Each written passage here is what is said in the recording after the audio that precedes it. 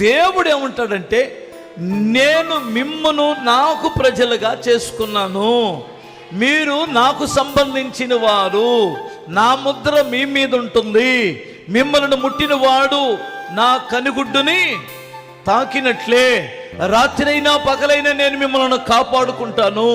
అది వరదైనా వర్షమైనా, ఏ స్థితి అయినా, కరువైనా కాటకాలైనా, ఏ పరిస్థితిలోనైనా మీరు నాకు చెందిన వారు, నేను నిన్ను కాపాడుకుంటాను అంటాడు. హల్లెలూయా. భయపడవద్దు. నువ్వెవరికి చెందిన వాడివి? దేవునికి చెందిన వ్యక్తివి. అందుకనే నీ మనసు ఆదివారం వచ్చేసరికేనో ఇలాంటి కూడికలు జరిగేటప్పుడు నువ్వు దేవునికి చెందిన వాడివి గనుక నువ్వు మంచం మీద నిద్రపోలేవు, నువ్వు సామాన్యంగా ఉండలేవు దేవుని సన్నిధిలో. ఎందుకంటే నీవు ఆయన సొత్తైన ప్రజలుగా దేవుడు ఏర్పాటు చేసుకున్నాడు.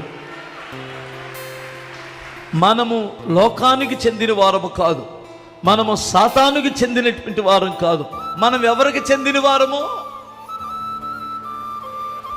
హల్లెలూయా. మిమ్మలను చీకట్లో నుండి ఆశ్చర్యకరమైన వెలుగులోనికి ప్రభువు పిలిచాడట. ఎందుకు అంటే, మిమ్మల్ని పిలిచిన వాని గుణాతిశయములను ప్రచురించు నిమిత్తము. అర్థమవుతుందా? ఎంత అధిక్యత తెచ్చాడంటే పిలిచిన వారికి, మీరు